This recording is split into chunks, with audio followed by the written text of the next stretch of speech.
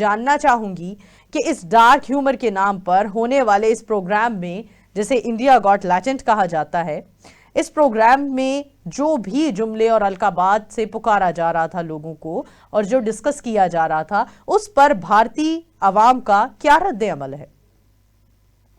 देखिए, सबसे पहले तो पाकिस्तान के इज्जतदार और समझदार सभी नाज़रीनों को मेरा प्यार भरा सलाम। दुनिया के अंदर जहां भी एक इज्जतदार और समझदार लोगों का जहां मामले की बात आ जाए, वहां इस तरह की चीजों को, इस तरह की कॉमेडी को कभी भी सही नहीं माना जाएगा। यही हाल मुंबई के अंदर था। मुंबई के अंदर इस शो के अंदर इस तरह की बातें जो की गई, जो कि अब इस प्लेटफॉर्म पे शेयर करना ठीक नहीं है। हालांकि मैं बहुत शॉर्ट में जो हमारे नाज़रीन है उसको बताना चाहूंगा। उसके अंदर जो कॉमेडी के नाम पर माँ बाप के साथ एक हमबिस्तरी के वक्त कैसे खड़ा रहना, क्या देखना, इस तरह की टॉपिक्स पे बात निकली है।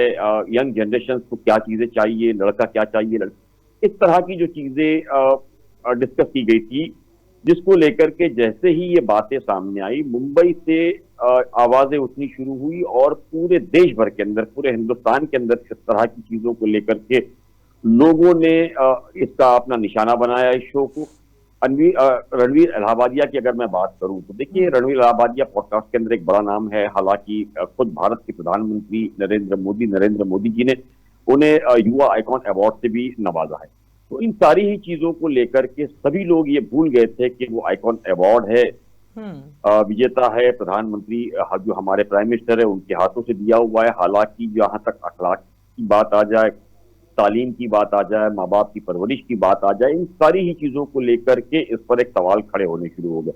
और ये बहुत छोटे लेवल से नहीं हुए थे। इसका हंगामा इतना बड़ा कि रणवीर इलाहाबादिया को माफी मांगनी पड़ी है। उसने ये कहा कि उसका कोई मकसद नहीं था। वो इस शो के सभी प्रोड्यूसर से और उनके मालिकों से कहेगा कि जो वो हिस्सा है जिसको लेकर के ये हंगामा शुरू हुआ है, उसे शो से निकाला जाए।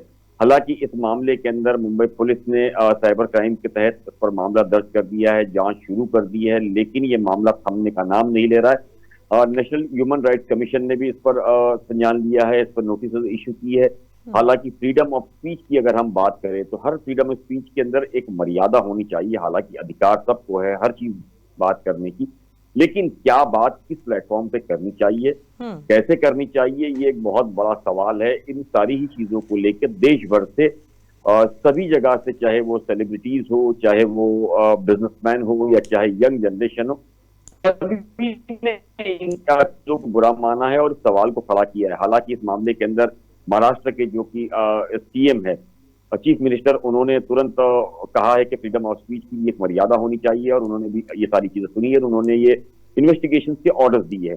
तो इन सभी चीजों को लेकर के मुंबई पुलिस जो है, हालांकि इस पूरे मामले के अंदर अलग अलग तरीके से ये पूरी एंगल से जांच कर रही है। तो आप देखिएगा कि इसके अंदर जिस तरीके से शुरुआत के अंदर हंगामा हुआ है, और हर यूथ लेवल से लेकर के हर जनरेशन के तबके ने इस चीजों को बुरा माना है और इस पर सवाल खड़ा किया है।